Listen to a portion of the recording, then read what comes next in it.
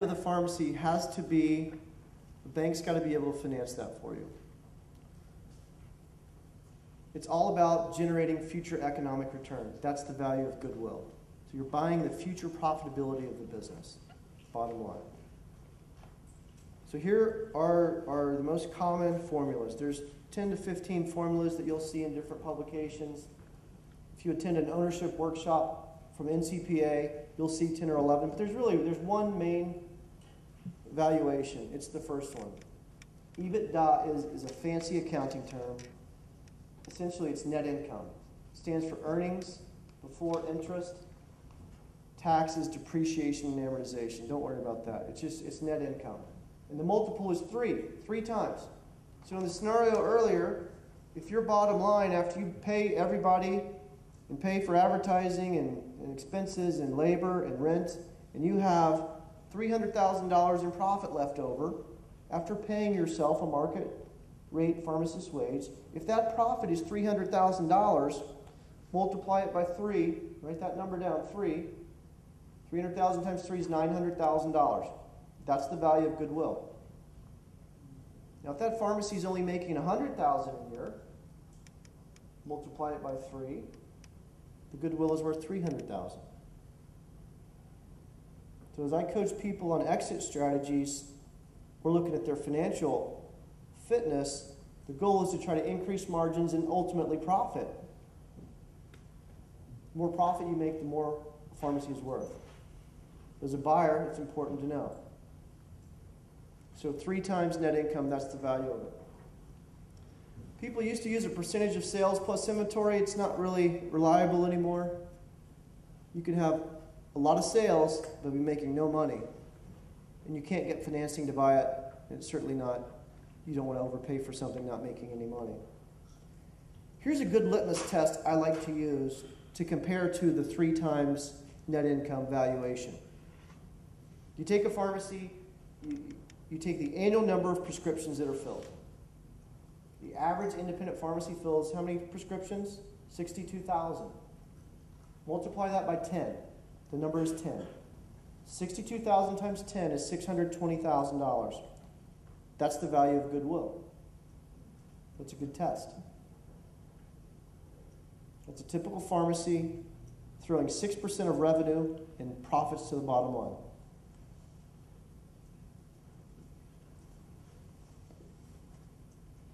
I'll say this about pharmacy valuations and what it's worth. A pharmacy is only worth what somebody's willing to pay for it. So we can have a lot of valuations, a lot of ways to tell you what it's worth, but it's really only worth what someone's willing to pay for it. So when someone like me or my team performs a pharmacy valuation, what do we look at? Well, we're looking at federal tax returns. We're looking at income reported to the government. We're also looking at year-to-date financial statements. We want to see how you're doing, right? When you go to the doctor, they take blood work and they check your blood pressure. They want to know what kind of health you're in. And that's what we're doing. We want to know what kind of financial health the pharmacy's in. The good, bad, indifferent, high, low. That's what we're doing. So we're looking at tax returns. We're also looking at pharmacy audit logs. We want to know how many prescriptions the pharmacy fills, which months, are prescription counts increasing? We want to see increases in prescription count. You're not really going to see a whole lot of increase in sales year over year from 08, 09, and into 10. The reason is because that $150 prescription is now a $27 generic prescription. You want to look at units. You want to look at units. So don't be upset if you see declining revenue figures when you're looking at a pharmacy. Then you want to analyze the purchasing. What kind of prescriptions are being filled? And it's a tough time out there with a lot of abuse and a lot of pill mills, if you will. A lot of people fill in some controls they probably shouldn't be. That's a question that you've got to ask and answer it for yourself. But if the pharmacy fills 37% OxyContin, I don't know if that's a pharmacy you want to buy. Or if you do buy it, you've got to, knowing that you're not going to fill those scripts anymore, you've got to take that into consideration, the value. Those are all the things we look at. So financial statements, prescription audit summary logs. Some people will even take it down to specific third-party plans. If you know that Medicaid is in your area does not pay very well, or maybe it pays really well, you want to know what percentage of that pharmacy's business is on that plan. So you can analyze every plan and the profitability of every plan, and I encourage people to do that. What is the gross profit dollar amount per prescription? It's just math. You run the reports and you figure it out. If the seller has accurate information in their system. But nonetheless, you want to look at that. This is just common sense. What makes pharmacies more valuable? The more profitable the pharmacy is, the more opportunity, they're more valuable. The fun thing about community pharmacy today is that you can do lots of neat and cool things. You guys are learning that this week. Compounding, DME, really neat stuff. Nutraceuticals. If there's a pharmacy engaging in that type of activity, immunizations, vaccination clinics, those are more valuable, more attractive to the 30-somethings. Remember I said who's buying pharmacies? The 30-somethings. And they want to do all that cool stuff. They don't just want to fill scripts all day. Lick, stick, and peel all day long. They don't want to do that. What makes pharmacies more valuable? We need a desirable location and access to a lease. If you're buying a building that has a lease, you've got to make sure that you can get at least another 10 years out on that lease, or the bank won't finance it. Is it fully staffed? Be careful about going into a pharmacy and buying a pharmacy that's got temp pharmacists in there. Typically, they don't care as much as an owner does about retaining customers and profit. What does the physical plant look like? What does the store look like? Is it cluttered? Is it dirty? Are the ceiling tiles in need of repair? Does it need new floors? Does it need new fixtures? Does it need new pharmacy systems? Does it have a POS? Does it need a new POS? Is there automation? Those are all things that make it more valuable. And location. What was a great location 30 years ago may not be a great location today. How many times have you seen a town kind of change direction? This used to be Main Street. It may still be called Main Street, but the main part of business is in the other side of town. Right? All things to consider. Okay, and the reverse is true. What makes pharmacies less valuable? Uncertain market conditions. If you are considering buying a pharmacy that just had a General Motors plant shut down and people are leaving or unemployed, it could be a red flag. We talked about declining script counts.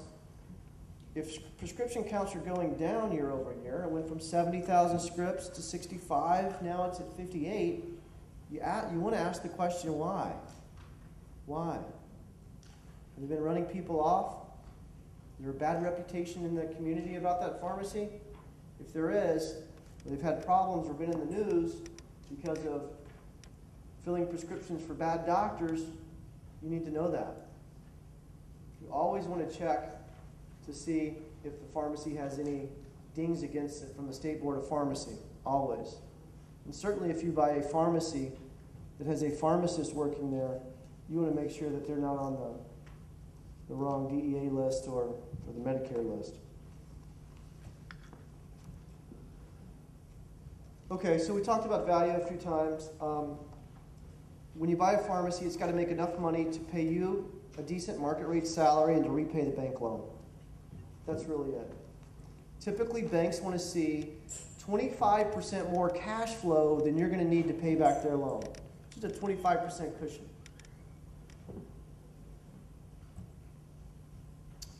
A seller's role is to demonstrate to you, the buyer, that the pharmacy is worth that much money. The seller's role is to convince you to buy their pharmacy.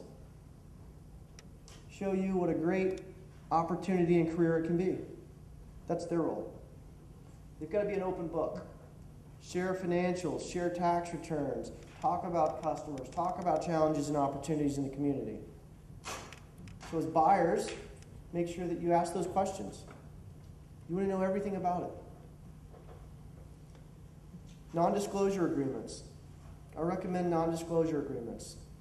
It's really an understanding between two people that says, you're going to share confidential information with me, and I'm going to share confidential information with you, and we're not going to share that with anyone else. That ensures that you, if you're a buyer, will have open access to that business.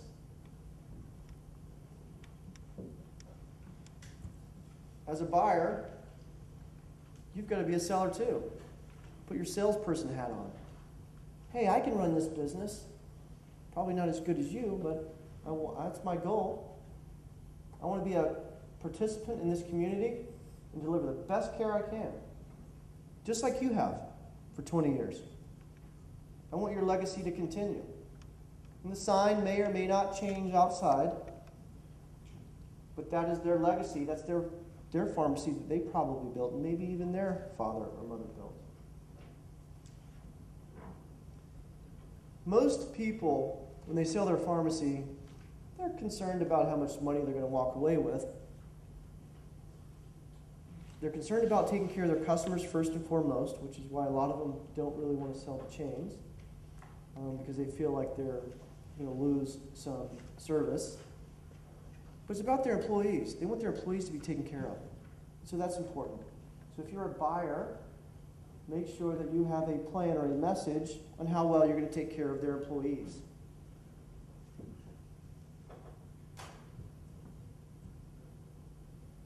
Matchmaking. It's kind of like pharmacymatch.com. I think we own that URL, actually. So this is an important thing to think about. Okay, I want to buy a pharmacy. It is such an invigorating speech. I want to go out and buy a pharmacy. Okay, we've got a buyer. Now you've got to find a seller. How do we bring them together? Great question. The NCPA, National Community Pharmacy Association, has some great resources. I encourage you all to become a member if you're not. And they've got a matching service.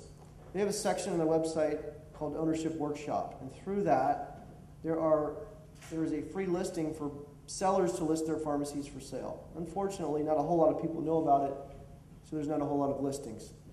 The internet's a great resource. There's a lot of pharmacy brokers out there.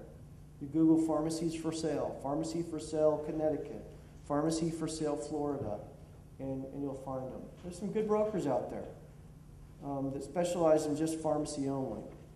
The seller of the pharmacy will pay the commission, typically 4 to 6% of the sales price, a lot of money, which scares a lot of people from listing. So if I'm going to sell a pharmacy for $2 million, and I have to pay a commission of 6% of that, or $120,000, a lot of people don't list with brokers. They try to do it themselves, and that's okay. So how do you make it known in the community? Well, you start networking, like at places like this and other independent pharmacists. Or get creative. We maintain a proprietary list of buyers and sellers. So we, as a supplier of pharmaceuticals, supply more than 4,000 people. 4,000 of the 20,000 pharmacies. And other wholesalers do it as well. They know that 62-year-old pharmacy owner who may be considering selling. And I'll tell you this, they're all for sale, all of them, every single one. And that's the tactic you should take, because that's what the chains do. The chains walk in with their business cards. Hi, my name is Jimmy with Chain A, and you see that vacant lot across the street? Yeah, we just bought it. And we're going to build a 10,000 square foot, pretty brick pharmacy, state-of-the-art, automation, photo lab, you name it, we're going to do it. And oh, by the way, we're going to issue coupons for $30 a customer to transfer for about 5 years. So, do you want to sell your pharmacy to us, or should we just take all your business? Unfortunately, that's their tactic. It's a scare tactic.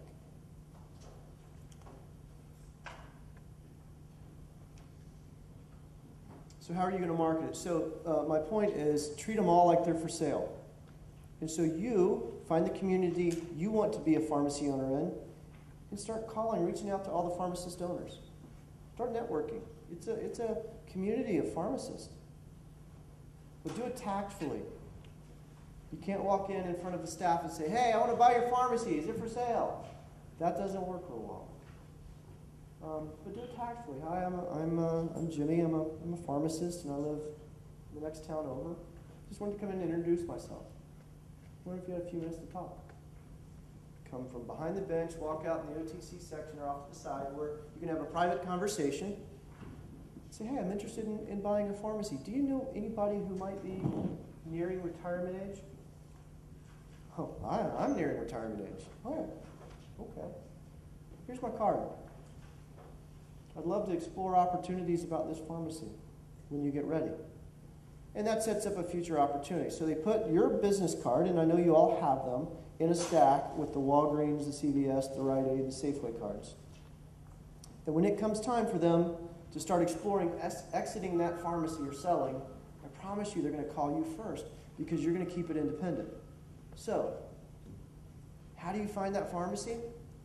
You find the town that you want to buy in, you find where all the independents are, and you let them know who you are. Maybe you'll start working some relief for them on Saturdays to see if you like it. A lot of the wholesalers can match it too, so we know who those people are. So tap into your drug supply partner and let them know, hey, I'm looking in Stowe, Vermont. I'd like to look to buy a pharmacy in that area, and more feet on the street. The internet's a wonderful thing. Google pharmacy for sale in a certain city, see what you find. You can certainly reach out to people by email and phone as well. I just encourage you to be tactful about it and with confidentiality. Real quick, letters of intent. We talked about putting it in paper. So you agree on a price, $1 million. You need a letter of intent that says, I'm willing to pay this for that, and that's exactly what I'm buying. Goodwill plus inventory. Talked about asset purchase versus stock purchase. I encourage you to look at both of them, especially the asset purchase. With your attorney, there are risks inherent with stock purchases. What about the licenses? How do I transfer licenses?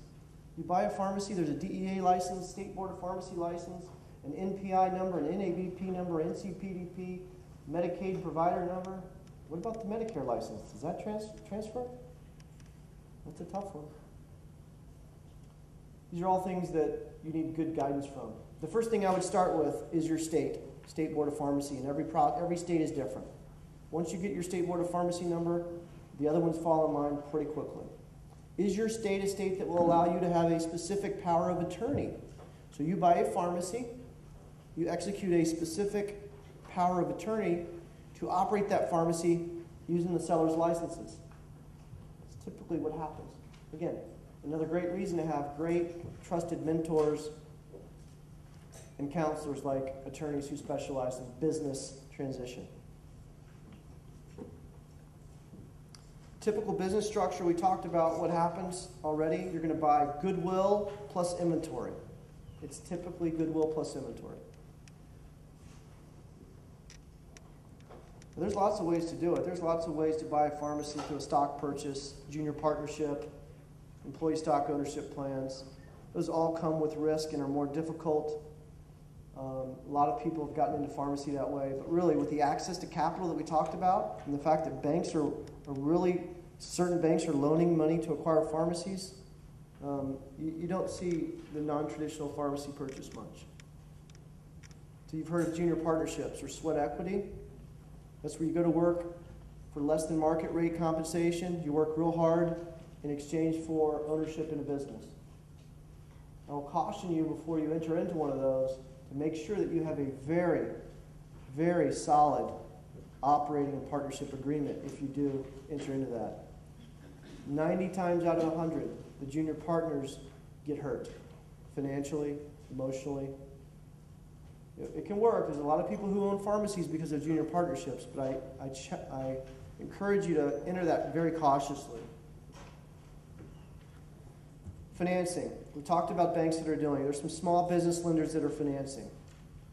There is no conventional market. The only market today for lenders is the Small Business Administration guaranteed program. So the SBA is a unit of the government that guarantees money.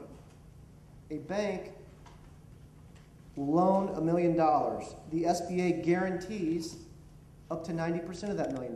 That's what they do. That's what the government does. There was a Small Business Act that was just passed by the Senate 2 days ago. It does a couple of things. It creates a larger fund to guarantee more money so people like you can get loans. It's a good thing. The limit was raised from $2 million to $5 million, or it will be. It's not into law yet. So today, the maximum amount they can guarantee is up to $2 million, or 90% of $2 million. That's going to be raised to $5 million. That's a good thing if you want to buy a pharmacy that does 700, 800 scripts a day. Or if you already have an SBA loan and you want another one. So really, that's the only market, SBA guaranteed financing. You can always get angel money from family members. There's venture capitalists. Be careful about people investing in the pharmacy and not doing any of the work. I untangle a lot of partnerships, and they're painful. And typically, people get hurt. So you're going to need some help. You're going to need some help looking at the financial fitness of a pharmacy. There are experts out there that do that. What's it worth? Is this a good market? Where do I find the pharmacies? And how do I finance it and put the deal together? No two deals are ever the same. It's always unique. There's lots of ways to do it. And I always say this. Remember this. One thing, remember this. If you are willing to buy a pharmacy and they are willing to sell it, we can figure out a way to make it happen. So don't always accept a no from the bank. Sometimes it takes 3 or 4 tries. You want to be educated the first time you go in there to really be able to defend your numbers and your plan. Because the bank is really investing in you, aren't they? In your success.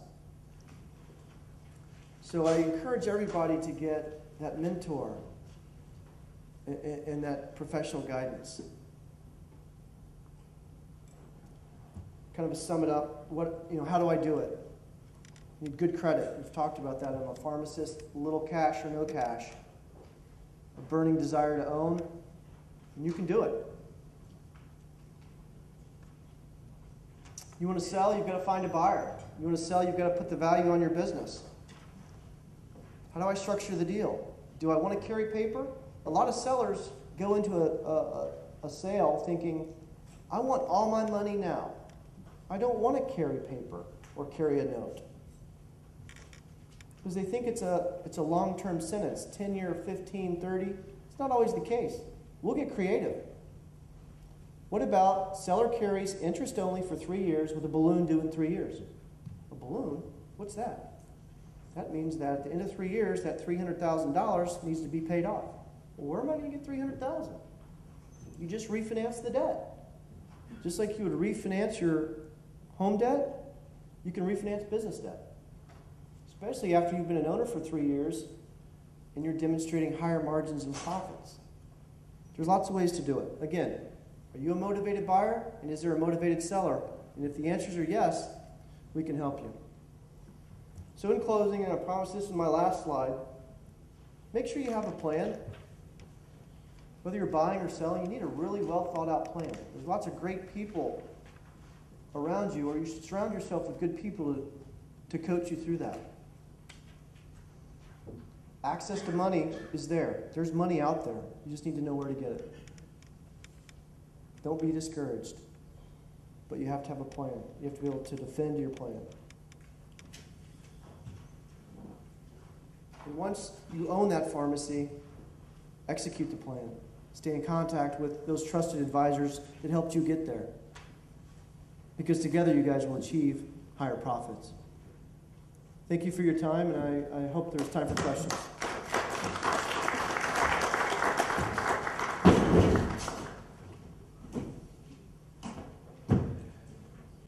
I want to ask you to please hold your questions till the end. It doesn't matter when you get this kind of teaching, it's never too late. And even as I'm sitting here, already started my business, I'm still picking up points. You can't stop being a student of what you do. That's special. That's what I'm getting out of this. No matter how much you think you know, there's still so much more. to know. And I'm glad we got experts in here. And that mentorship thing, I do have plenty of them, and you do have plenty of them in NABSA. That's what we're all about. I am going to introduce to you another expert on this panel. This expert I've worked with, and I'm still working with on new things. You know, there's always new law coming out about what we do in pharmacy, and there are people that help you stay abreast of the new laws and make sure that you're not getting in trouble, and make sure when somebody's going to buy that stocks that they're not buying a whole bunch of problems. Right, Jim? This section is on DME POS accreditation for pharmacies. Why, what, and how? Jeff Kruger lives in Ohio, the home of the Buckeyes. And he is the president of Proactive Solutions HME Consulting LLC in Toledo, Ohio. Please welcome Jeffrey Kruger.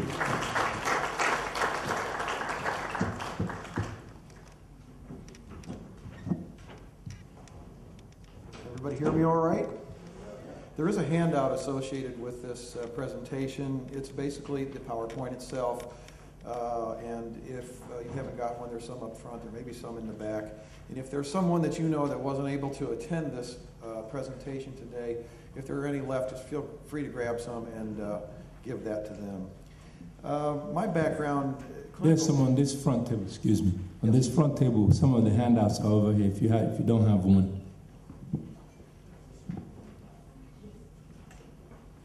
My clinical background is as a respiratory therapist. I am not a pharmacist.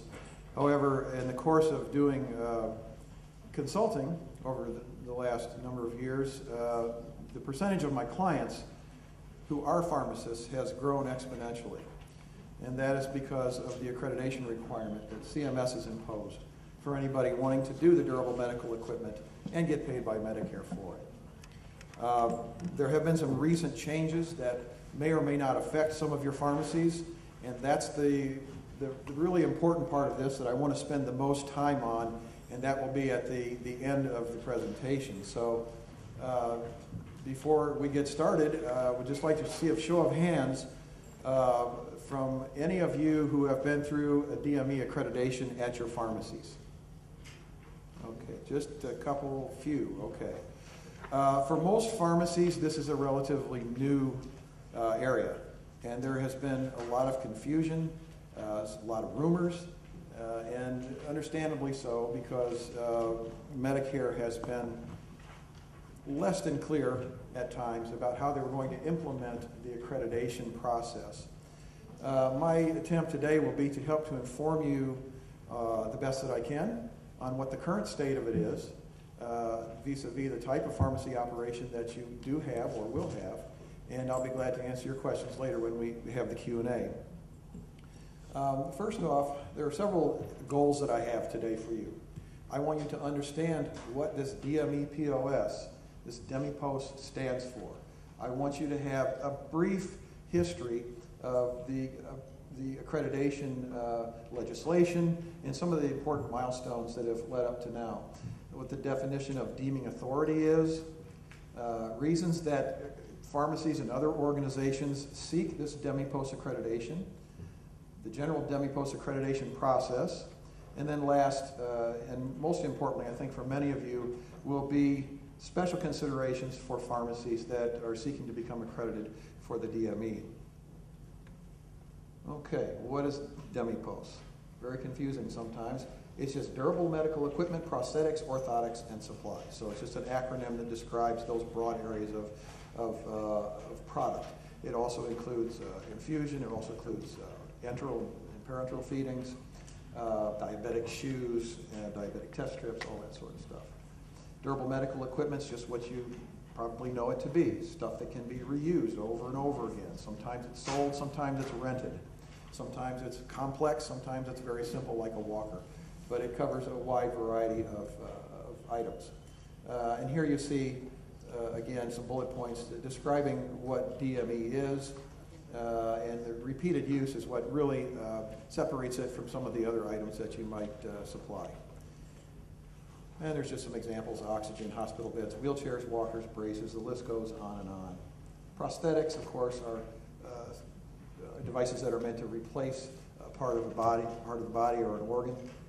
That's also covered under this. Most pharmacies are not doing prosthetics. However, there are some that get into the mastectomy fitting, and that would also entail this area.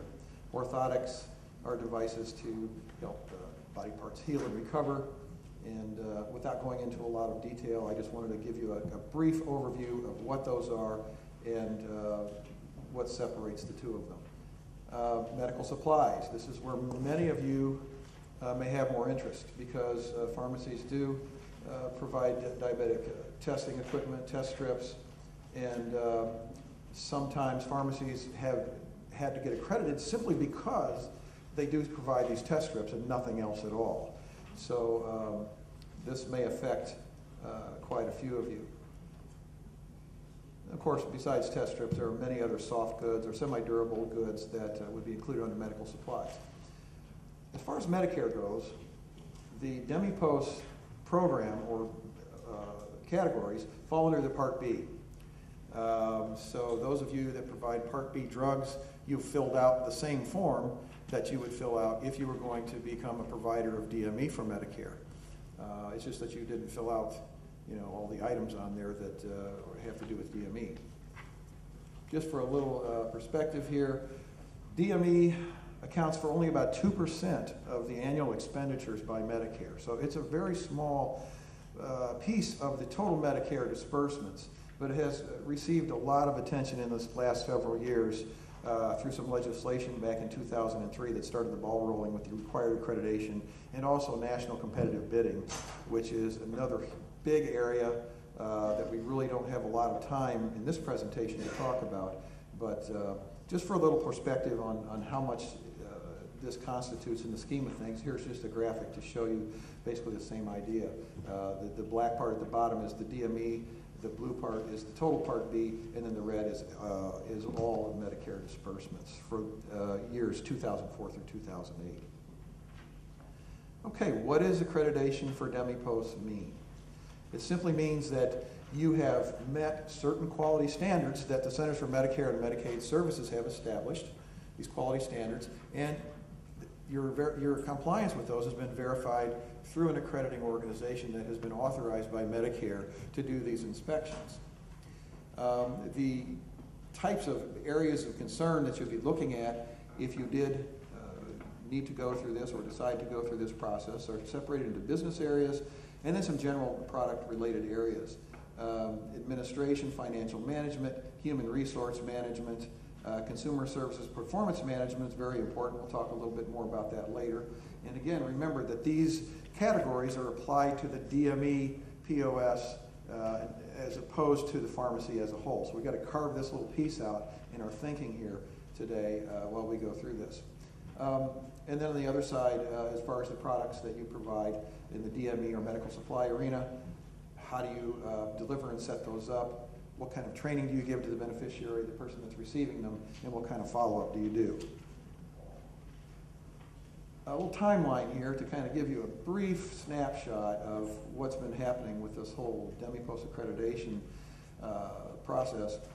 In the mid-'80s was really when the first DME accreditation started. Medicare didn't become directly involved until 2003 with the Medicare Modernization Act of 2003. And in that, as we'll see, Medicare, the statute from Congress said that the Secretary of Health and Human Services had to establish and implement quality standards for suppliers of DME and prosthetics, orthotics, and supplies, and that you had to comply with those in order to either retain or obtain billing privileges for the Medicare Part B items. In August of 2006, you can see there's quite a span of time in between there, but finally, in August of 2006, CMS released its first draft of quality standards. Before and after that, there was a lot of debate between CMS and the industry in terms of what the standards meant, how they gelled with the standards that already existed with the existing accreditors. And then after that, CME granted deeming authority to 10 organizations like JCO, well, they're a joint commission now, ACHC, CHAP, several other organizations that were allowed to go and inspect companies doing the DME and also assess them for their compliance with the quality standards that DME had established. So deeming authority is authority granted by CMS to these accrediting organizations to determine on the behalf of CMS whether or not they're meeting their quality standards. If you achieve deemed status, that means that you've been reviewed and determined fully accredited by one of these accrediting organizations for those categories that are involved. Here is a list of the 10 currently deemed accreditors, or accreditors with deeming authority for DME and prosthetics, orthotics, and supplies. They all basically follow the same general pattern and process. The pricing among them does not vary substantially, but there are a few process items that are a little different in terms of the pre-survey and the post-survey process. But there are 10 of them currently. July 2008, the Medicare Improvements for Patients and Providers Act, or MIPA, was passed, and the basic thing that it did in this industry, in the DME industry, was to delay the implementation of the competitive bidding round one, because there were a lot of problems with it. It also didn't actually establish the September 30th deadline, but it again affirmed that September 30th, 2009 was the drop dead date for anybody that wanted to bill Medicare for DME. They had to be accredited or face losing their billing privileges. In October of 2008, Medicare finally came out with their final draft of the quality standards. This is available through their website. It's about 19 pages long. I encourage anyone who is doing DME and is not yet accredited or thinking of it to download this off the web and just take a quick look at it. It's a fairly quick read, and not all of it will apply to your specific operation, but this is the latest and the greatest in what the accreditation standards are now based on. Well, September 30th, 2009 came and went. There were a number of businesses, pharmacies included, who did not get it accredited in time, and CMS made a provision that you could submit a CMS 855S form and modify it to kind of remove yourself from the DME. The alternative was that CMS would revoke your billing privileges and deactivate your number. If that happened, then you would be faced with waiting at least a year to have it reactivated again. So there could be some considerable loss of revenue there. And some companies did face that prospect and that reality, actually. So providers who had not obtained this accreditation prior to the 1st of October last year, and they hadn't previously voluntarily terminated their Part B enrollment, some of them got their billing privileges revoked, and in some cases they actually went out of business because the Medicare comprised such a significant portion of their payer mix in the DME area. And I'm talking there more about standalone DME companies as opposed to pharmacies. Pharmacies were then given an extension until the 1st of this year to become accredited, and then again to the 1st of March to become accredited. And since then, it has been delayed until the 1st of next year, as we'll talk about a little later. And that was due to a lot of good lobbying on the part of pharmacy industry groups in Washington. Earlier this year, as many of you are aware, we had legislation enacted and signed into law, which is called the, it's really the ACA, the Affordability Care Act, the big health care bill that everybody's been debating and talking about for a long time. One of the things that this did was to put a provision in there for pharmacies to possibly become exempt for the DME accreditation. And we're going to talk about that in great detail here in a little while. So then you see at the last one there is the January 1st deadline for pharmacies that, for instance, have not been Medicare providers so far and want to get into the business of DME providing. That actually doesn't apply to you. But those who are Medicare providers now of DME and have been doing that for less than 5 years, will still have to be accredited by the first of the year. I'll clarify more of this as we go along. Why the heck would you want to get accredited for DME? You've got so many things to be concerned with in terms of just running a business, serving your patients, staying in compliance with the DEA, the FDA, everybody that regulates you, the state that you live in. Well, there's two main reasons that you'd get accredited, and only two. First, because somebody tells you you have to. And that's the government, Medicare, Medicaid, or private insurers. There are private insurers that do require you to be accredited in order to be paid for providing DME to their beneficiaries. And the other main reason, obviously, is you just decide that it's beneficial to your company, your operations, and you decide to do it not because somebody's telling you to, but because you see the benefit of it. So you can see that in the overlapping sections of those circles, those are the companies that get accredited, partly because they have to, but they also see some benefit to it. On the outside, on the right, that would just be companies that do it because they see the benefit to it, and it doesn't matter whether somebody's forcing them. And on the left, obviously, the only reason they're doing it is because somebody's telling them they have to. I think most companies that I deal with as a consultant fall in the middle area. Frankly, with the pharmaceutical industry, I'm finding more and more that fall into the left side a little bit more because you already have a lot on your plate as it is just running a pharmacy, and there's a tendency not to want to deal with the accreditation.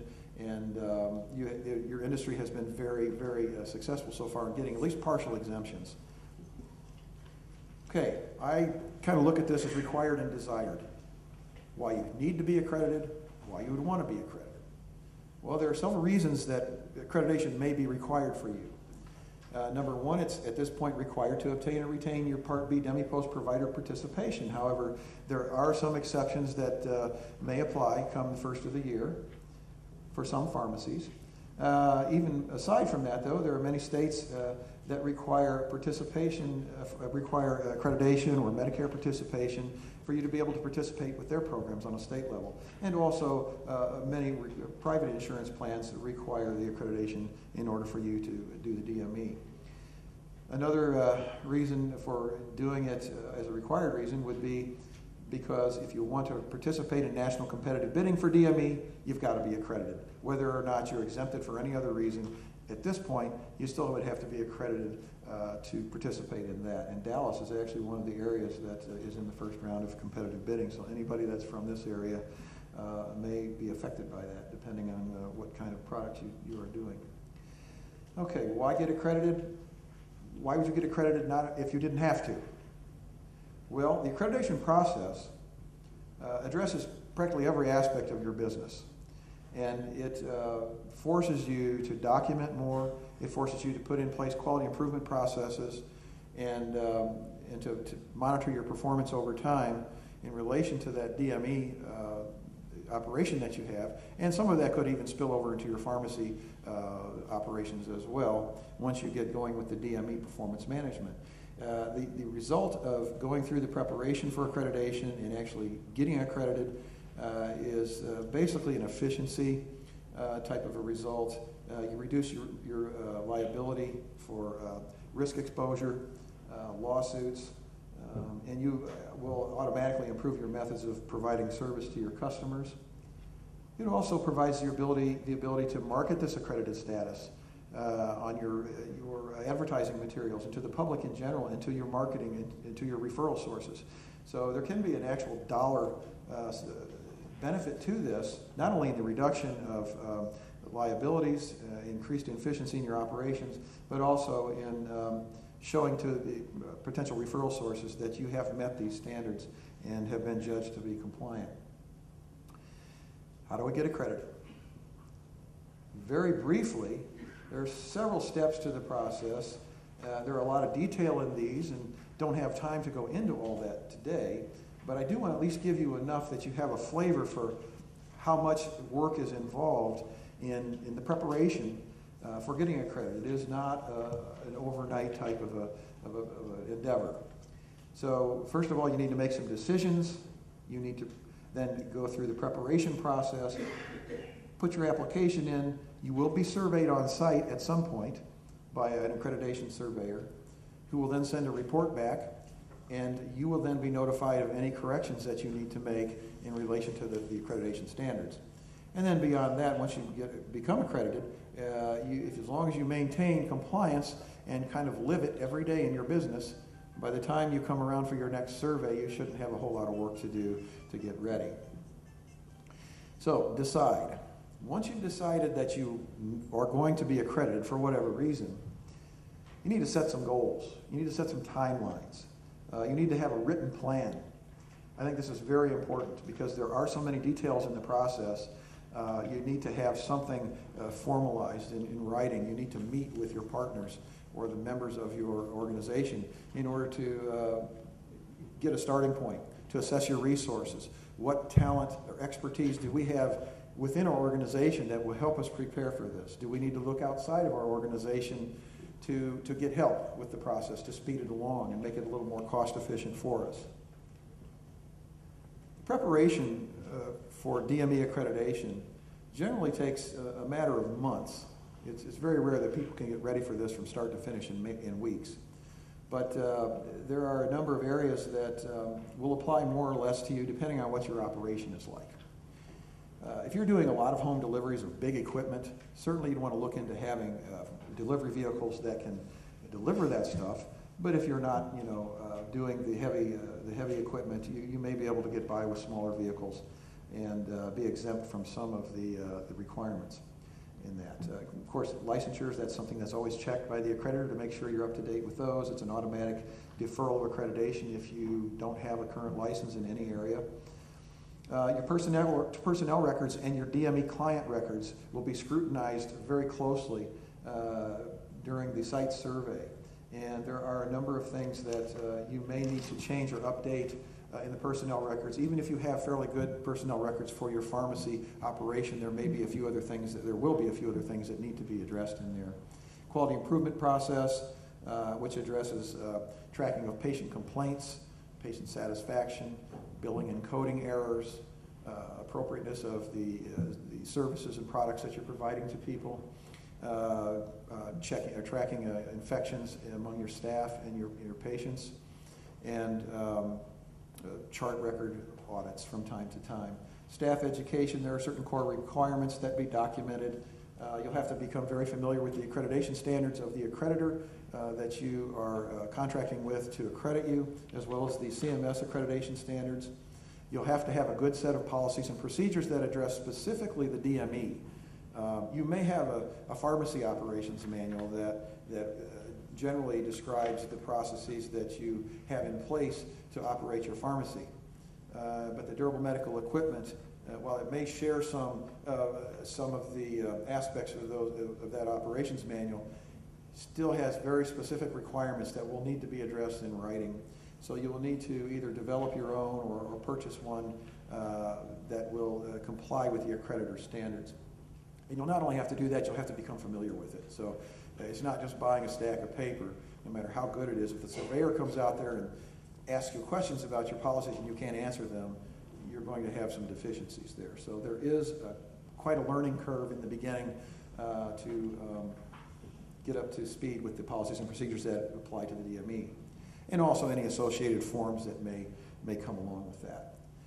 The application process it varies from accreditor to accreditor, but it's basically the same thing. You're going to have a down payment of some sort, and you're going to have certain documents that they'll require you to submit, which will include your policies and procedures and maybe some forms that you'll be using in your DME operations. And from that point, they will schedule a survey. You will not know when it's going to be, because by law, since Medicare became involved a few years ago, you cannot know. They do not allow these to be announced. So that is a drawback from your standpoint. However, some accreditors will allow you to list a number of days on which they cannot show up. So they give you the option of that. But other than that, it's basically unannounced. So when you submit your application, you should be about 90% ready for your site survey.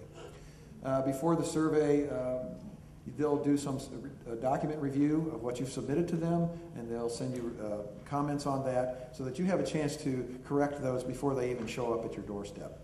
By the time they come and do your site survey, which is generally one day, but it could be more than that depending on the size or the number of locations or the number of items that you do provide, The surveyor will come on site then, and they'll observe you doing what your policies say that you do. They will ask you questions. They will inspect how you store products. They will look at your patient files, your personnel records in detail. And just spend the day basically making notes and preparing a report to send back to the accreditor. You will also have opportunity to ask questions of them while they're there, and I think that's really important. These days, accreditation surveys in the DME area have evolved to the point where they really should be a collaborative process. The accreditor will have to hold you to account for the compliance to the standards eventually, but do not be afraid to ask questions. And when you're screening accreditors, before you even contract with one, ask them about their philosophy on how they do surveys and what their customer service philosophy is. There are some definite differences among them. Once you receive the results of your accreditation survey, even if you pass it, you'll most likely have some deficiencies noted that will require plans of correction. So they will let you know what those are. They'll give you a time frame to respond to them with that. And once you do that, then that's off the books and you're considered fully compliant. Once you become accredited, then you don't want to let yourself get too lazy. You know, lie back and celebrate, because it's a lot of work that would be put into it. You've achieved a lot. But it's very important that you incorporate these practices into your DME operations so that over the course of the next couple of years, you become used to it. And then when it comes time for your renewal survey, which is generally a 3-year cycle, you will be mostly ready for it, and we'll just have to maybe brush up on a few of the latest changes. So just some general preparation strategies. If you do get involved in this process, one thing that you will learn very quickly is that there are a lot of details involved with it. It's not so much that any one piece of it is mind-bending or very abstract conceptually. It's just that there's a big load of details that need to be taken care of. And so you're going to have a methodical, organized approach for that. So it's very important for the people in the organization, where it's 2 of you or 20 of you, to get together on a regular basis and discuss where you are with this process. And take it in bite-sized increments, one piece at a time. Identify people within your organization and distribute the work among them. Formulate a plan of attack. Again, a written plan with timelines and deadlines.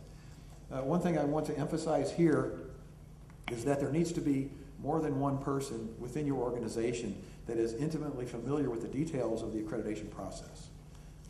One sad real life story that occurred to somebody that I know last year with the DME accreditation deadline coming up. They were scrambling to meet it, had put it off and put it off. A very small organization, 3 people working in this office. One of them was assigned to do the DME preparation. She died unexpectedly on vacation. She drowned. And the owner of the company really hadn't been involved. And a couple of weeks later, the accreditation surveyor comes out, and they flunked with flying colors because they had good policies in place, but the accreditor's out there to see, what do you know about these policies? And what are you doing in your daily practice? And how are you documenting it? That's what they're looking for. That's where the rubber meets the road, so to speak. And it was so sad because this woman had a large Medicare payer mix, and she was not able to get it together quickly enough to meet the September 30th deadline, and now she's lost her business because of the Medicare billing. She was not able to maintain that. So that's an extreme example, but it just points out the fact that it's really important. What if the surveyor shows up and the person that knows everything isn't there that day? They're in Hawaii on vacation. You need to have somebody else there that knows at least the fundamentals to get the stuff that the surveyor needs. All right. As far as how much this will cost, that's a big question. I've listed here $3,500 to $4,500 for the accreditor's fees. That's generally pretty accurate.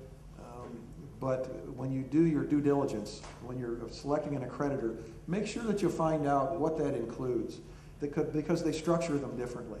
Some of them don't include the travel expenses or the site survey expenses for the surveyor. They will tell you that somewhere, but you have to be careful, because on the internet, some of their websites will show a certain price, but then there's the fine print, or they have some kind of annual renewal fees or something like that. So make sure you know the total cost over the 3-year period of what it's going to cost you. and also make sure that the accreditor is a good fit for the type of operation that you're going to have. So that would just require some research on your part. How long does it take to get ready to get accredited? And to get accredited, that depends on you. I've seen it done in as little as 2 months and as long as a year and a half. But it doesn't have to go nearly that long. Generally 4 to 6 months, some will say 4 to 9 months to get from ground zero, knowing nothing, having nothing in place, and getting through the process to where you are accredited. So just do realize that it is a process that does take some time.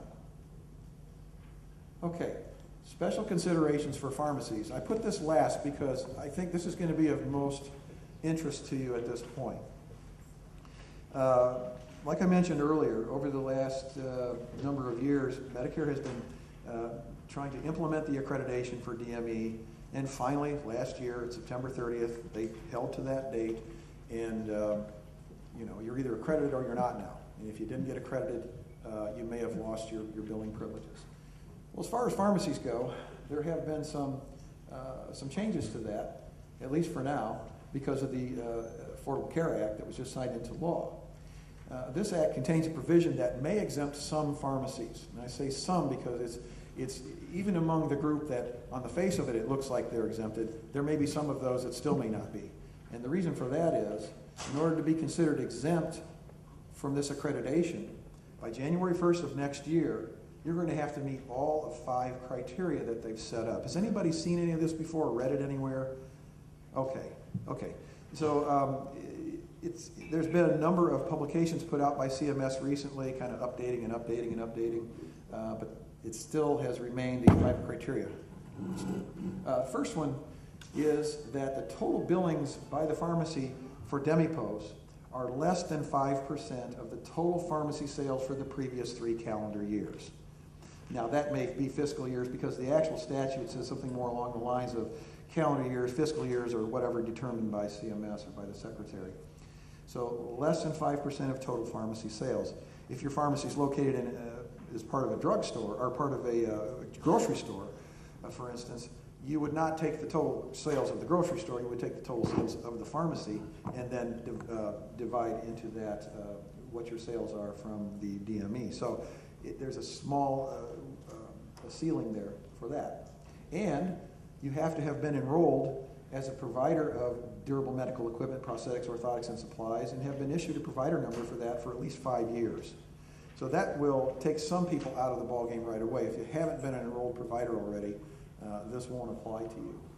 But if you have been by January 1st of next year, and you haven't had any final adverse actions imposed upon you, and number 4, you've submitted an attestation that in the manner and at the time frame determined by CMS that agrees to that you will meet the criteria listed in 1 through 3. And last, the pharmacy agrees to submit materials as requested during the course of an audit conducted on a random sample of pharmacies selected annually. So those 5 steps, first of all, less than 5%. Second of all, be a supplier for at least 5 years, no adverse actions against you. Number 4, you've got to fill out the attestation. And number 5, even if you get through that, there is an audit process that will make you prove it. We'll talk more detail about that shortly. So the implementation details so far, and here's where there was a lot of uncertainty at this point, given the history of CMS implementing major programs like this. But here's the latest that we have. The NSC will determine which enrolled DMEPOS suppliers, in other words, suppliers that are already doing Part B DME, which of those are not accredited, and who will be enrolled for 5 calendar years prior to the 1st of next year. Ultimately, they'll send a notice of revocation of billing privileges to enrolled pharmacies who are not accredited and who will not be enrolled for 5 calendar years as of January 2011. I have a graphic or a little picture later that will help explain that better. The NSC will prepare a letter, and they're going to send this out to you that it applies to attest that you are exempt from this accreditation. And they're going to do that supposedly in October of this year. Pharmacies that have more than one location, you're going to have to cite the need for, the letters will cite the need for each individually enrolled practice location to attest that they're exempt. New locations will need to be, that have not been participating for 5 years will not be exempt. And that goes for chains as well. If you've had a change of ownership in your pharmacy in the last 5 years, which has resulted in a change in your legal business entity, including a change in your tax identification number, you will not qualify for the attestation accreditation exemption and will not be sent an attestation letter. I need some more clarity on this myself, because I think they need to be a little more detailed in their information on what is a change of ownership. What do they consider that for these purposes? Is it an internal share swap? You know, where the name is the same, nothing else changes. Does that matter? I don't know yet, to be honest, but we may find that out shortly. They're going to review these attestations that they receive back. Anybody that sent one back that has a properly signed attestation will then be given an accreditation status of exempt, and then they'll send out notices of revocation by January 10th of next year to enrolled pharmacies who were sent an attestation letter but didn't either complete it properly or didn't send it back in time. Out of those pharmacies that did receive letters of attestation, sent them back, from that population, CMS is then going to compile a sample listing of at least 10% of those, and then they're going to develop a letter to be sent to them so that they can be audited. And then those pharmacies will have to submit evidence back to CMS that they are, in fact, they're meeting all those 5 criteria. As far as what they're going to require, we don't know yet. It's going to be minimally either a certification by an outside accountant or a tax return, but that remains to be seen exactly what they're going to require. Those pharmacies that were audited that did not send or did not basically pass the audit, they're going to have their billing privileges for Part B DemiPost revoked by June 30th. Okay, so here we got a universe of all pharmacies. And then we've got the pharmacies that do dispense DME POS. We've got accredited DemiPost pharmacies. For right now, this doesn't affect them because they're already accredited. And then we've got the population of non-accredited DemiPost pharmacies. Pharmacies that are doing DME but are not accredited as of this point. Those that will have been accredited at least 5 years by the end of this year, and then we've got those that will not be. They've been in for 3 years or 2 years or 4 years. Those that have been in at least 5 years enrolled doing DME, they may be exempt from the Part B DemiPost accreditation provided you meet all those 5 criteria. And then those that are not in that category obviously will probably still need to get accredited to obtain or retain their billing privileges. Okay, so let's assume that you're a pharmacy that has more than 5 years as a Part B DemiPost provider uninterrupted by the first of the year. The NSC sends the letter out to you for attestation that you are exempt.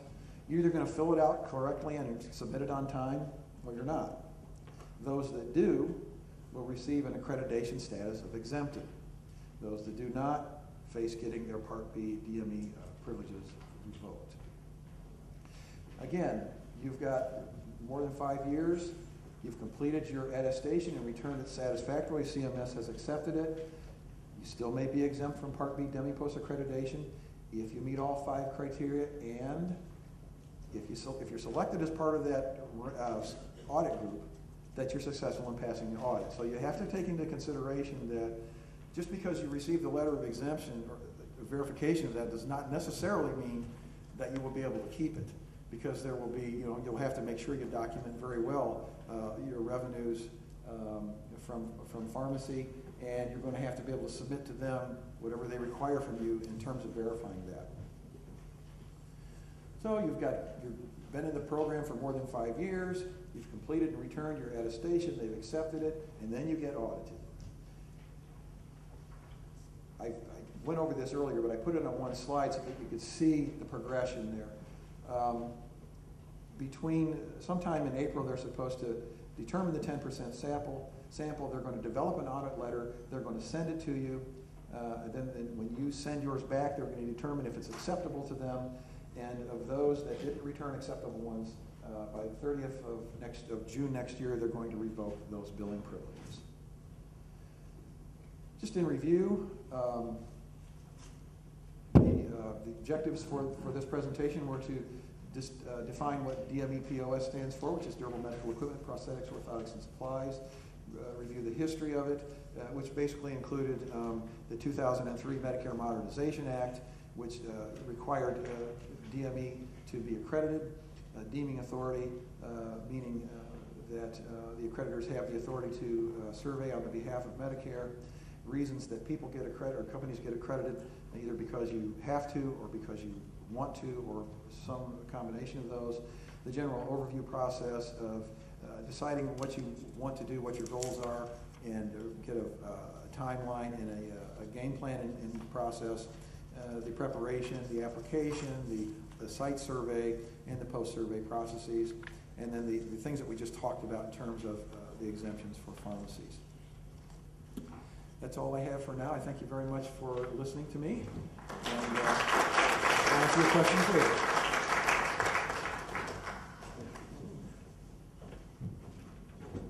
Thanks, Jeff.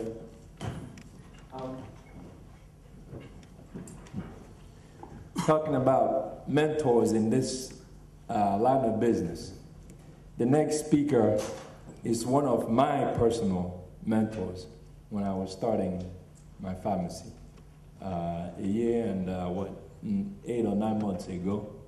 So the thing I like about these folks over here is that they are always in constant practice of what it is they're teaching and they're doing here. So they're not talking anything that is theory. Everything they say to you is what's going on at this present time. Now, the next topic is niche pharmacy services. Now, in pharmacy, those who are already in it and those who are getting ready to start, there are little things that you pick up that makes your own business uniquely you. Those are, that's what at least I understand from this niche pharmacy thing, but I'm not the expert. He's coming up to tell you all about it. One of my mentors from San Bernardino, California, Greg Imuhi, Farm D. Greg. Thank you.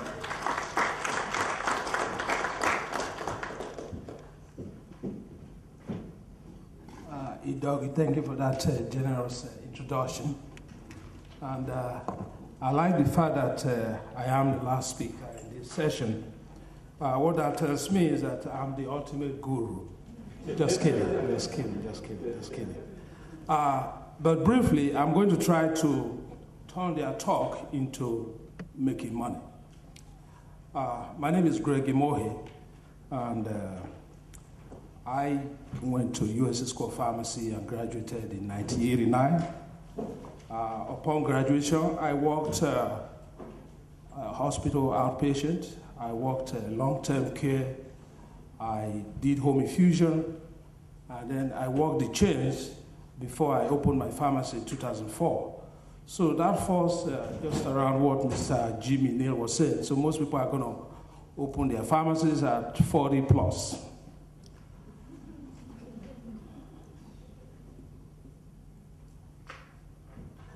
Now, Jimmy was very upbeat about his presentation, and very rightly so. But the reality on ground is that pharmacists are facing some serious challenges this time. And the major challenge is eroding prescription reimbursements. So as a result of that, it becomes very imperative for pharmacists to begin to look at other channels to get revenue. Now, we have different areas here. Home health care, which is actually the DME thing that the last speaker just talked about, his diabetes program, and some people also do immunization. Niche service. The way I define niche opportunities, a distinct segment of the market that has a specific appeal. This could involve development of a new product or new products and new markets. And new to me means not historically targeted by your business. So if you want to do something different that you are not doing right now, that is new.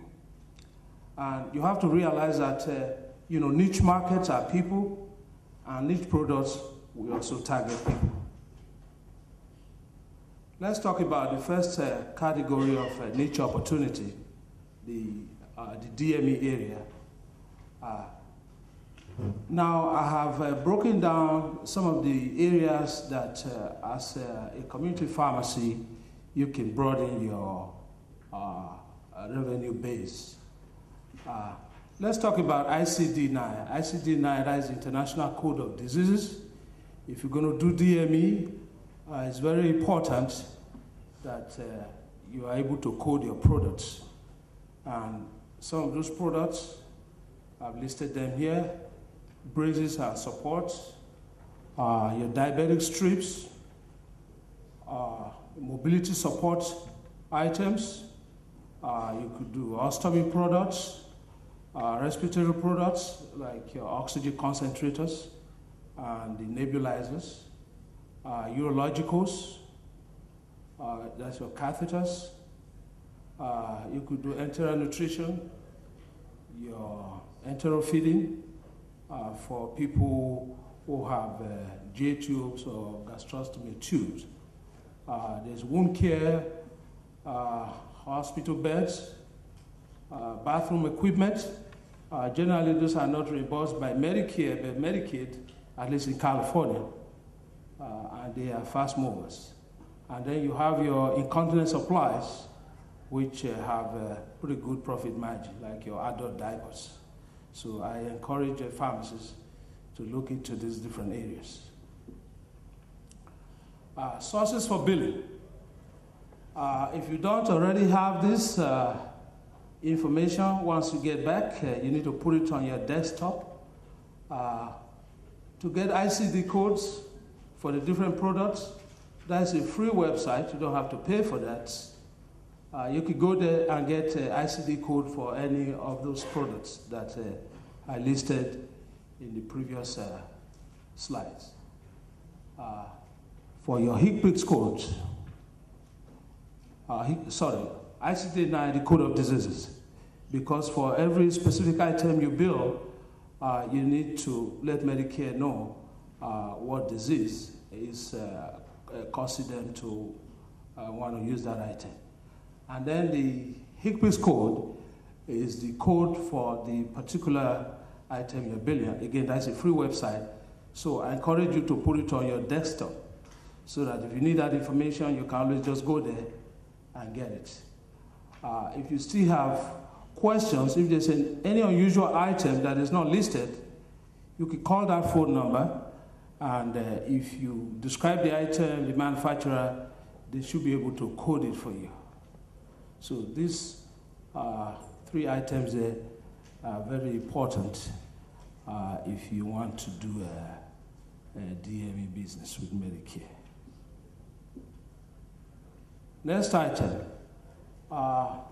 This is also another niche area for pharmacists. The Department of Aging and Adult Services in every community is a program funded by the federal government and is administered by the MSSP, which is the Multi-Purpose Senior Service Program in most cities. They qualify elderly people who do not qualify for Medicaid or don't have, or they fall in between and don't have the resources, even they qualify, they don't have resources to get certain items that will come on later. And you can get a revenue stream of anywhere between $3,000 to $10,000 there every month, depending on the size of your community. Now, vendors, usually we enter into contract with the department to provide most of the requested supplies. There is a substantial need to provide personal care and non-medical adaptive equipment to the MSSP clients. So I encourage you all to look into that when you get back home. Now, these are the typical items that the Department of Aging and Adult Services will buy for their clients. It's a very long list. If the clients don't have Medicaid, usually the Department of Age and Adult Services will pay you for their supplies of diapers, gloves, creams, lotions, gloves, hospital bed sheets, barrier bibs, handheld shower massagers, reachers, air purifiers, and the filters that go with them, overbed table, raised toilet seats, wheelchair cushions, wipes, sanitizing gel. Again, I see some of the items have been duplicated there, so I apologize for that. These are other items they buy, ramps for their wheelchairs, because I think the item is not reimbursed by Medicare, because any item Medicare provides for you is supposed to be used within the house. So if you say you are going out, Medicare does not cover that. I think that's the rationale. So these are items that you can sell to the Department of Age and Adult Services. Grab bars and handrails, items they use in the bathrooms. Now, other niche areas, diabetic shoe program for Medicare, your blood glucose strips, your diabetic socks. And if you are a CDE, which I'm not, then you can actually have a robust diabetes program in your store.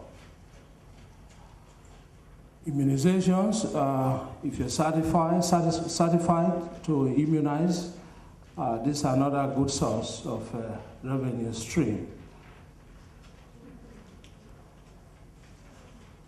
I think that's the end of my presentation because it's been a long session and I don't intend to put anybody to sleep. Thank you very much.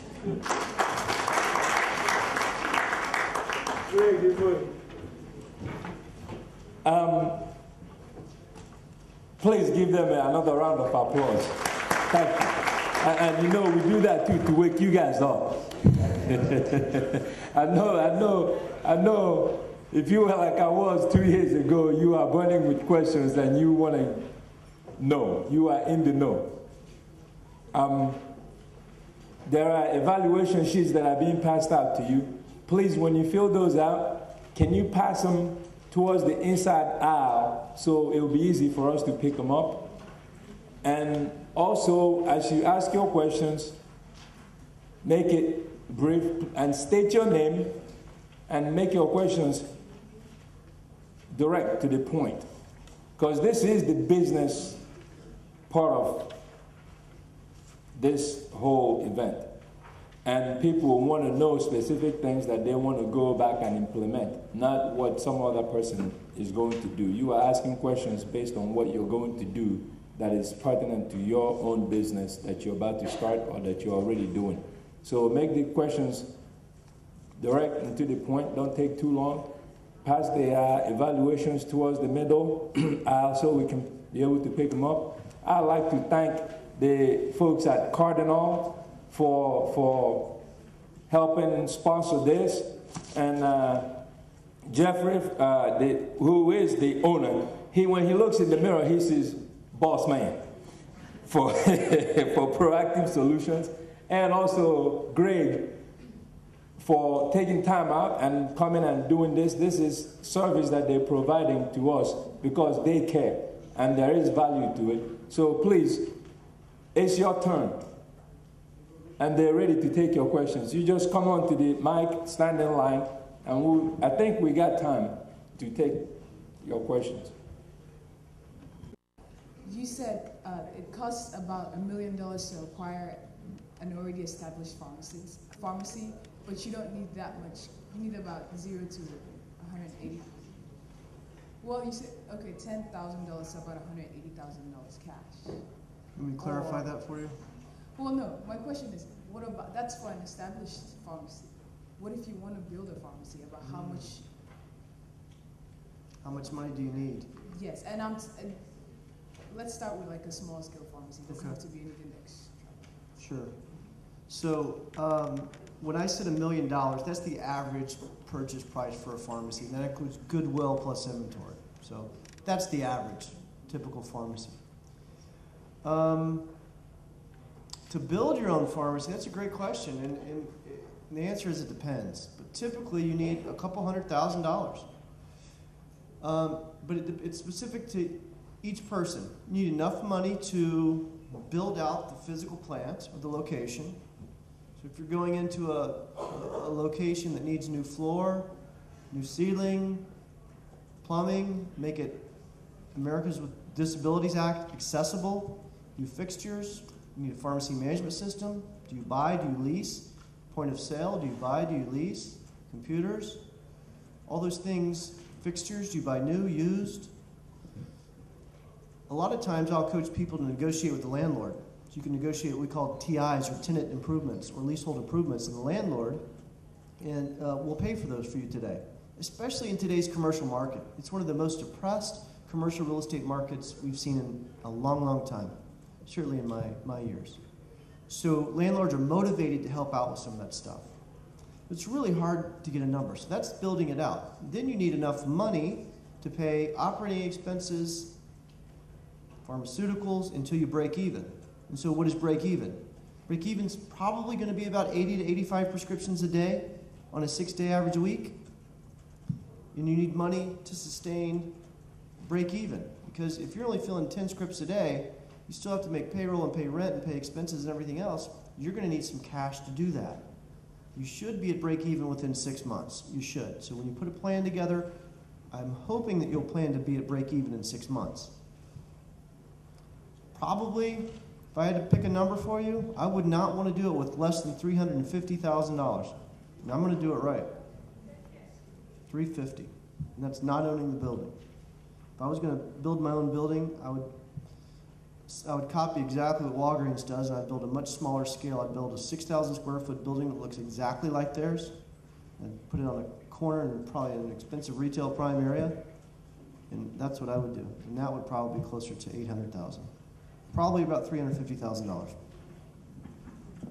Can I add to that? I want to encourage you a little bit more.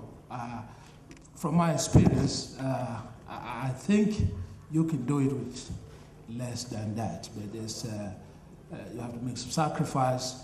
You may want to keep your weekend jobs. You're not going to have a pharmacy technician initially. So, of course, the fixtures, the lease, those will be constant obligations you have to meet. Depends on where you are and what kind of support you have. I think I can boldly say that you can do it with less than 50,000.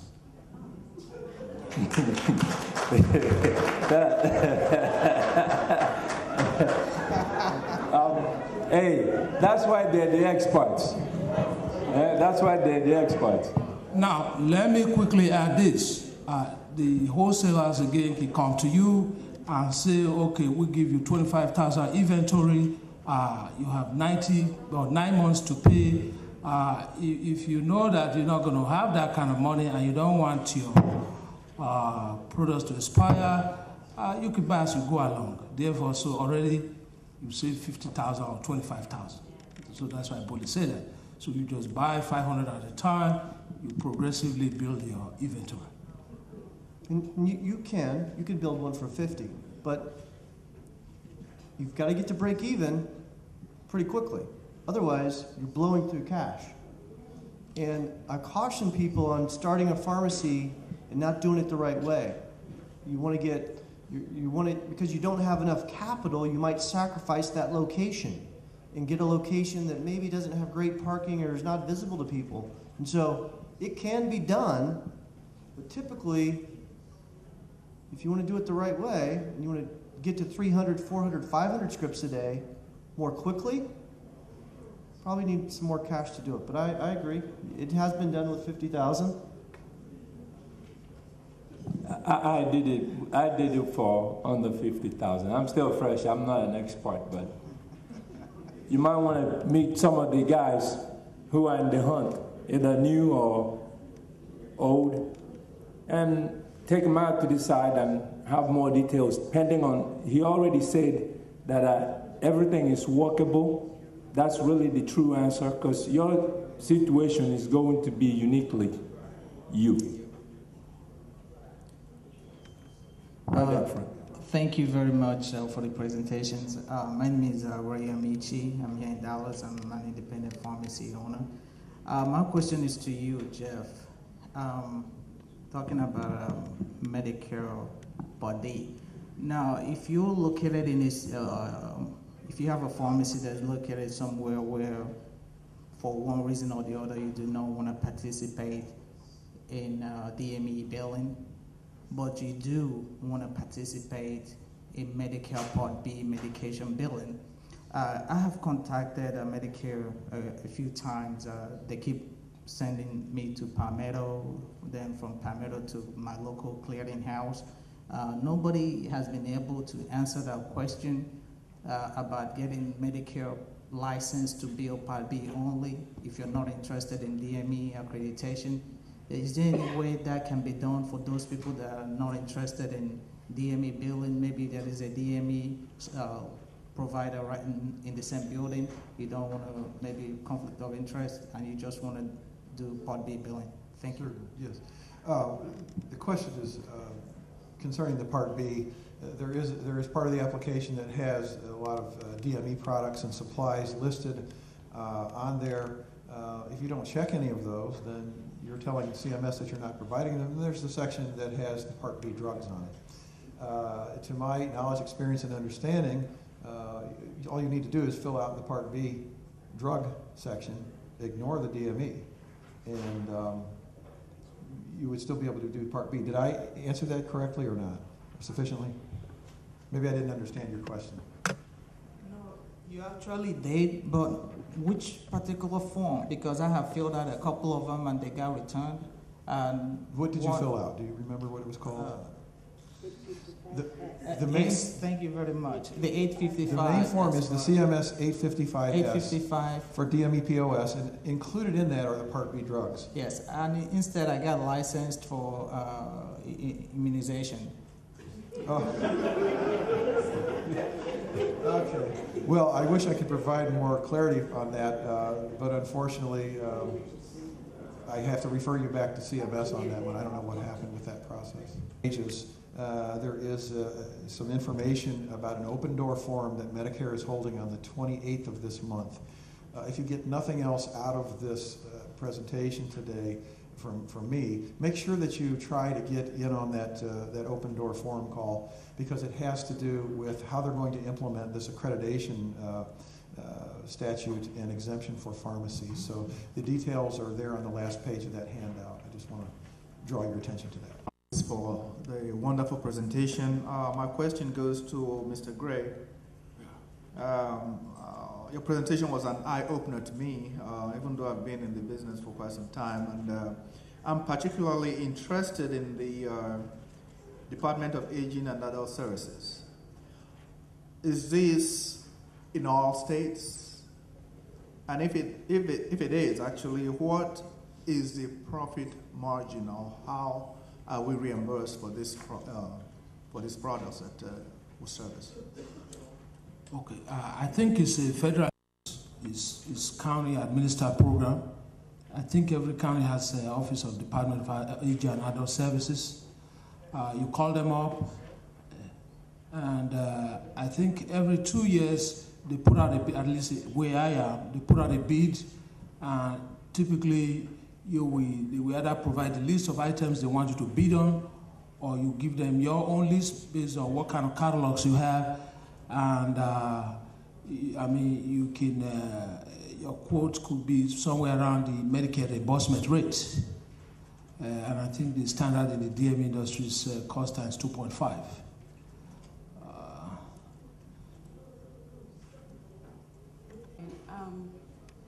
My question is probably for you, Jim. I think you said about the default rate on a builder versus buying over is like 50 to half of 1%. Do you have any information about clinic pharmacies, like those located in a medical building? Good question. Do we have any information about those kind of pharmacies and their build-out? I don't have specific information on, we call them in the industry MOBs, medical office buildings, pharmacies. The information is just specific to startup pharmacies in general, so I don't have medical office buildings specifics. But I will say this, I think medical office buildings are good pharmacies to buy. Be careful that the doctors don't leave. I'm dealing with an instance today, a $1 million acquisition of a pharmacy. We found out the doctors are leaving in 2 years and moving their practices across town.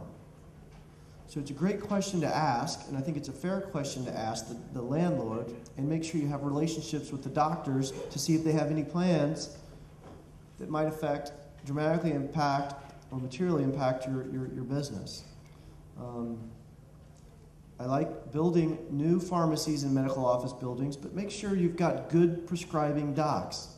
Those docs are going to prescribe meds. And make sure they don't have affiliations with someone else. So it's just, again, it's about planning. But I really like medical office building pharmacies, and there's some great ones out there. Presentations. My question is for you, Cardinal Representative. I have a question regarding how much do you need to start a business as a starter from your as an inventory person? You said that $25,000 that I always hear about that is very scary, or can you work with the person? And also a member of the AAP, and also somebody that just walk up to you and ask you this question. Because as a member of AAP, I heard that you have a different program for them. AAP. So the independent group? Yes, I'm familiar with them. Same thing would apply to anyone in the room that wants to do business with a wholesaler, or Cardinal for that matter. So typically, I coach people, when you start a pharmacy, you probably need about $80,000 worth of inventory. To start. Because there's probably 1,500 to 3,500 products that you'd want on your shelf. What I would not want to do is have somebody walk into my brand new pharmacy and me have to tell them, sorry, don't have the drug, can you come back tomorrow? So you really want to stock it full, and we can help you with that. We know what pharmacies buy. You certainly want to go 3 and 4 deep with the top 50 moving products, especially generics, because they're less expensive.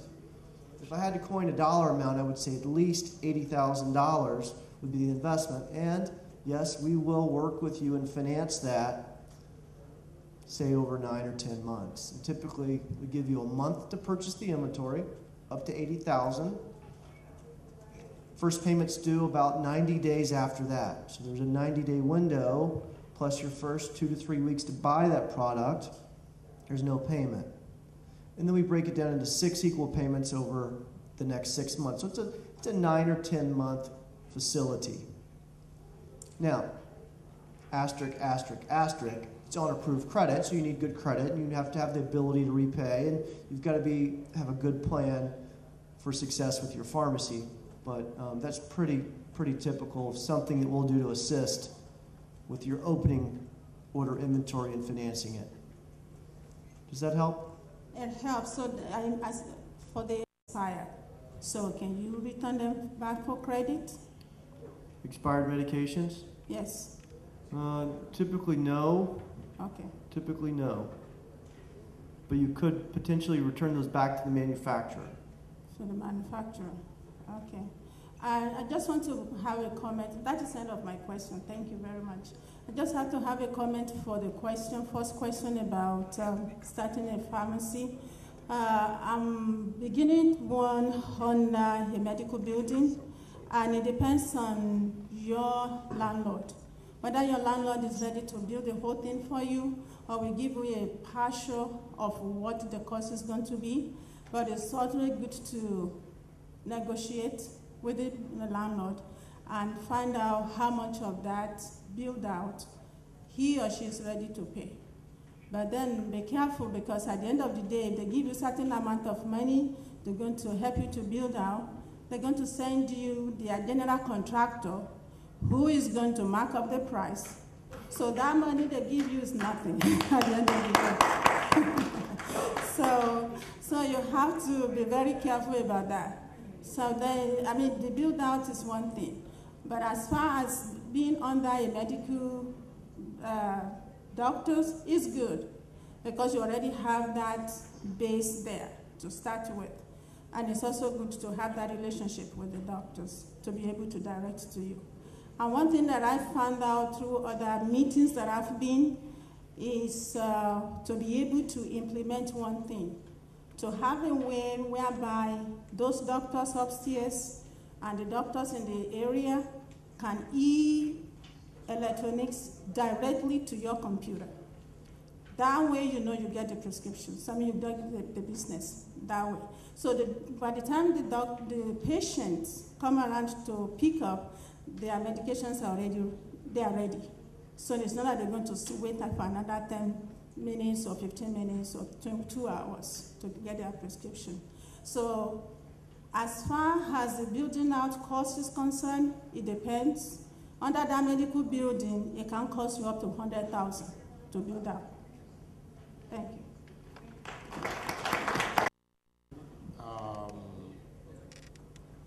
Jeff is there already, and Greg.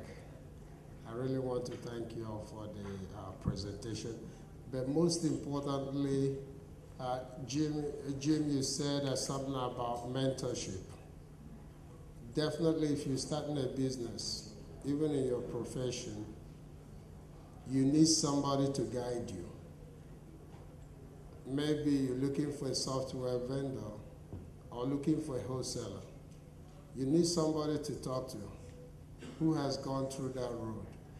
And within our community, as at this moment, the Nigerian pharmacists, we are one of the fastest growing pharmacy owners in this country right now. Amen.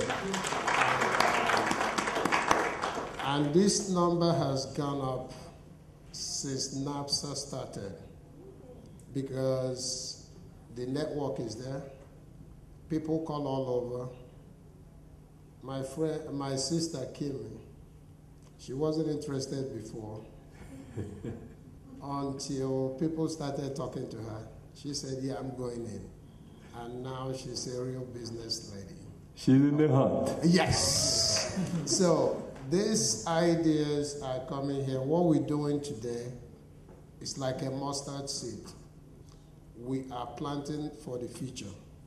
But mentorship, if you call anybody here, if you need to open up a pharmacy, please call somebody. Ask the right questions. Ask the right questions and they will direct you right. Even if you call Jim, even if you call Jeff, Greg, Banji, Barnaby, Ray, even Amaka from Dala, all of them, call somebody, tell them this is your problem. Because one biggest mistake you can make is you know it all, you want to do it by yourself, you will fail. Particularly when you are in retail and you work for Walgreens or you work for some of the big boys, you've never dealt with money and you've never know what kind of reimbursement rate that you're dealing with. What drugs can you sell or dispense? You are bound to fail. You have to build relationship. And how to do it is look at the NAPSA directory. Call your brothers and your sisters who have done what you're trying to do. Seek advice. Knowledge is power. It will save you 6 months of headache and mistakes. Because definitely for you to run a successful pharmacy, you really have to be detailed. You are no longer just the PIC. You are now the owner. Boss man. And everything, you either lose all your investment, all your savings, or your 401k, or your livelihood will be secured. You're making a big leap going into the future to own your own business. Sometimes it could be scary, but it's persistence, talking to people, particularly knowledge is very important. The more you know, the less mistakes you're going to make as a business owner. And being proactive in doing that, I think that will help. Please, if you're thinking of opening up a pharmacy, if it's in Houston, go to somebody you know that owns a store, has a decent store, and then market yourself. Be ready before you open. Do not do ad hoc. In business, you don't do ad hoc. Oh, I want to open because I want to open. No. You really want to be ready, prepared. And just like everybody's saying, Jimmy is saying here, good credit. It's a problem. Cardinal, definitely, H.D. Smith, all of them, they still need a good credit. And you got to really be prepared and ready and back it up to get this thing done. It makes it easier. It's a great transition. I want to thank the speakers. Thank you. Talking about, we share personal experience. That's what you have to tap into. For those of you who are interested in getting started, we have that base of knowledge for you to tap into. Feel free to tap into. There are so many people that you can call to ask questions once you believe you're ready to start. Jimmy talked about credit, and you have to understand he's coming from the wholesaler's point of view. They are not coming to just lend you their money. You are buying their product, so they do require that good credit. You have to have a game plan 2 years before the date you're setting for starting your business, so that you can at least start working on that credit thing so you can clear it up, so that when you get there, it's easier for them to make that decision to lower your cost of starting a business. There's a lot of factors that go into that initial capital that you have to come up with. And it varies. It's like calling somebody to do your roofing. They'll give you all kinds of estimates, but it doesn't always justify the quality of work they'll do for you. You may have the guy who bids the lowest, and they turn out to be the best of all of the roofers that you've gotten. But he has to give you information that will serve for everybody. That's the point of view he's going to come from, because that's what his business is. He can't really give you what you're asking in that way. He has to give information that will serve practically anybody who wants to do it. For me, it didn't cost me that much because I'm very versatile, I promise you. I built my own pharmacy with my own hands, and I understood what I was going in there to do. There were nights when I was in there till 2 o'clock and 3 o'clock in the morning and still had to go to my job that morning. That's what you have to do, because I didn't have the money. That was the reality. And he saved me a ton. But it made my pharmacy uniquely me, too, because people come in there and they see the personal touch. And now it's my kind of trademark. People come in and they talk about my pharmacy because it's all about the college theme. I live in a college town, the Buckeyes, you know what I'm talking about. So they come in and they buy into the whole Buckeye thing and they talk about it. And make sure that you do go and visit some of our brothers and sisters who have already started their own business, who are in the process of starting, who have been there for 15 years, who have been there for 20 years, and see what they're doing, what they have done. Go in there, socialize with them, spend time, 2 hours, 3 hours on occasion. Just stop by, say hello. Whether you're interested or not interested, you go there, you feel a part of what they have because they're your people. And you feel like you are a part of what they're doing. That's what we're doing here. We have a business-to-business committee. You can even join. We have the we have the network for you. And you need to tap into it if you're interested. And we extend, these folks come in and they make it all worthwhile because they see that they cannot move their products to the general public without you.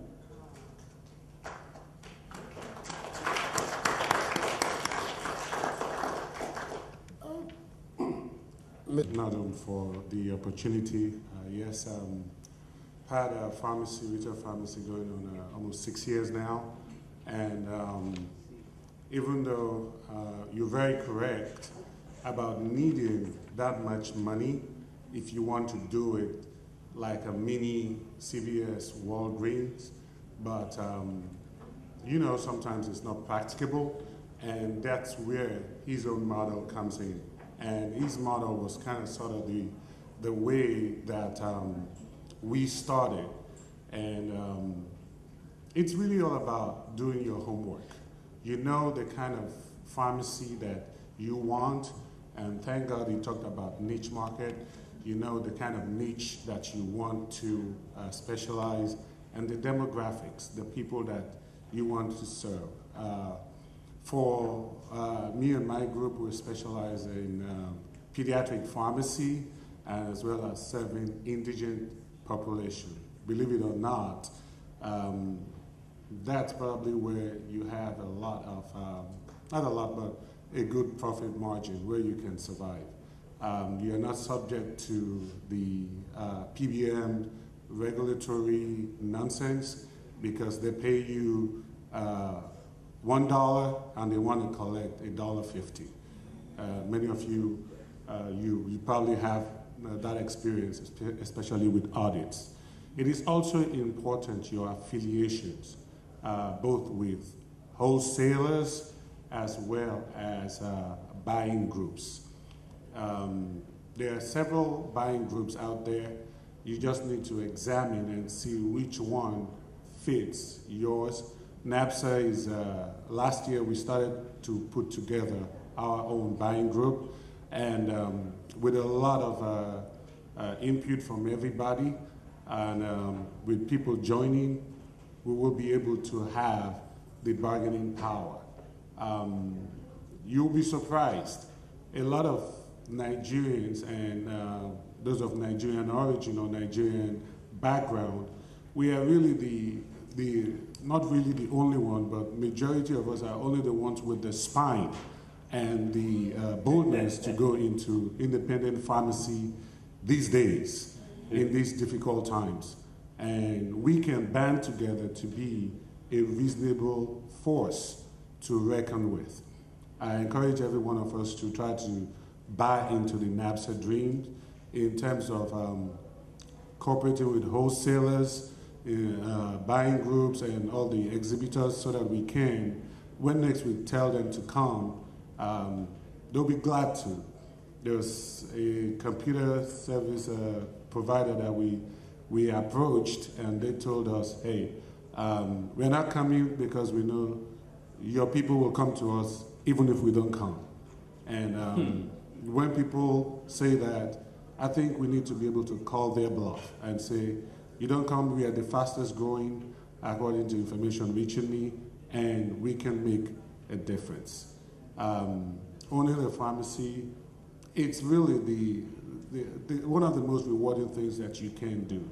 I will tell you that one of the challenges is being able to shift from an employee mentality to an owner mentality. It is a big shift. When you realize and understand that you're responsible for the payroll and the livelihood of a number of people, your mentality shifts from expecting a paycheck every 2 weeks to being the one that will make the paycheck. Whether the checks, the PBM checks comes in or not, whether the government money hits your bank on Wednesday or Thursday, or whether it's one day public holiday difference, all of those things you factor in. It is a paradigm shift from an employee getting your paycheck to being the one that issue the checks, and that's one of the things, one of the difficult things that a lot of people encounter. Also, there are very many of us who have started, and we are available as resources. When I started, he was here, Neil Head. He was there with McKesson. That really helped me. He was a sales rep with McKesson at that time. Now he's with a buying group. But I haven't helped. I've made it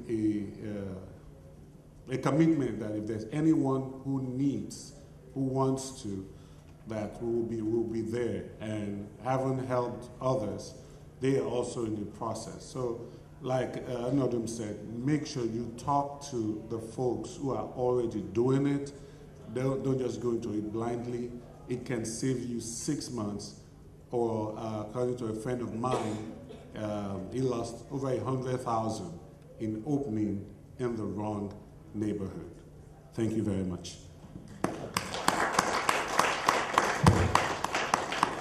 Emmanuel, thank you so much, and you brought up a few points. One of them is if you own a pharmacy now, you ask yourself, is your wholesaler supporting NAPSA? Right now, we are a force, and it's rapidly growing. Is your wholesaler, your software company, supporting NAPSA?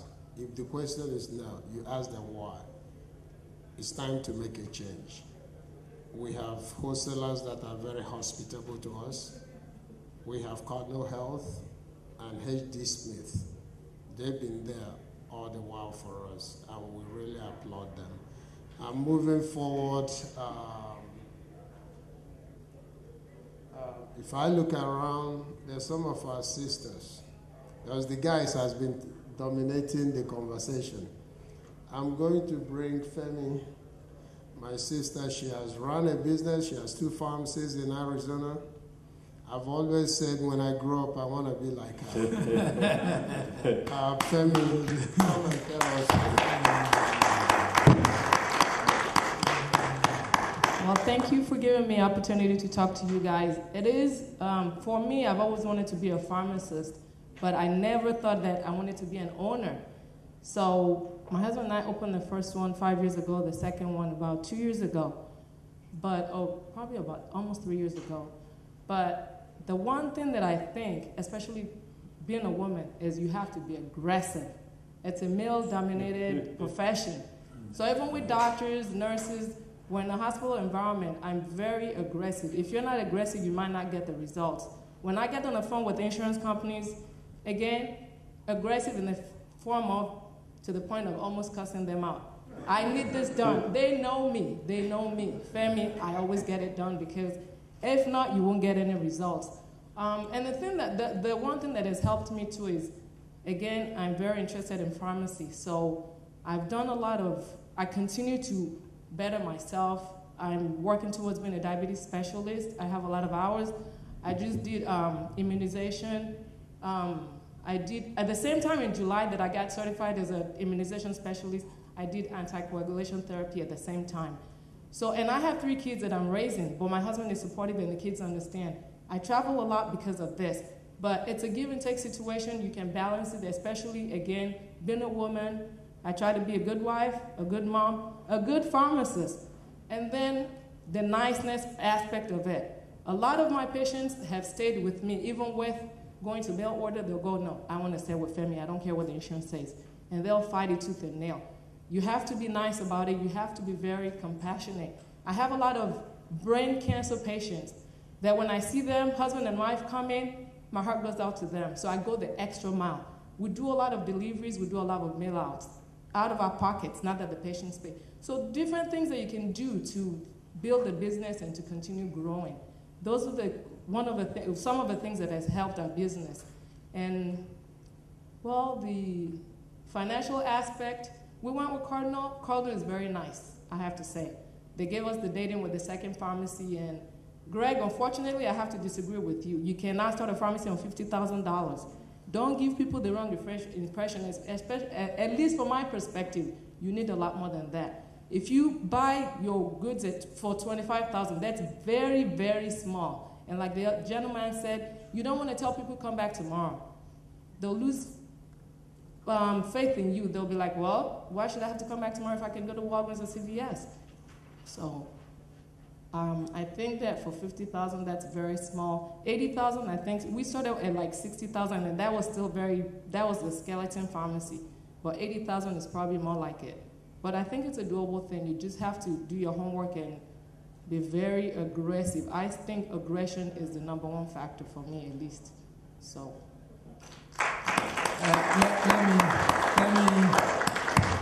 Let me respond to that quickly without going to argument with you.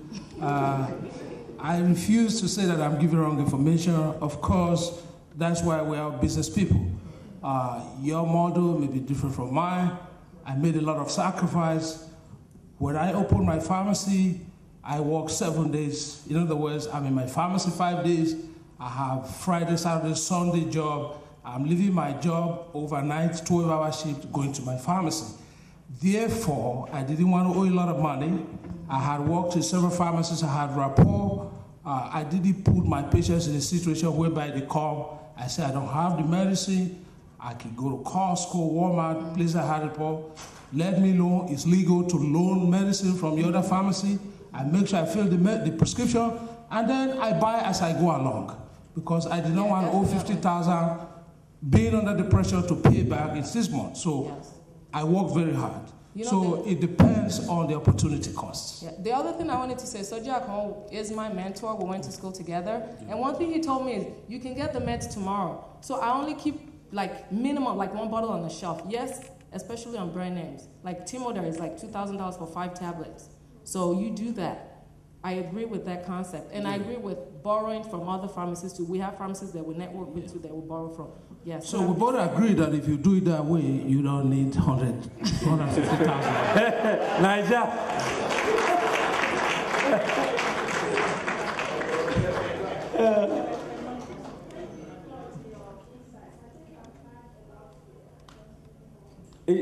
Ms. Kemby, can you use the mic so other people can hear what you're saying? Okay?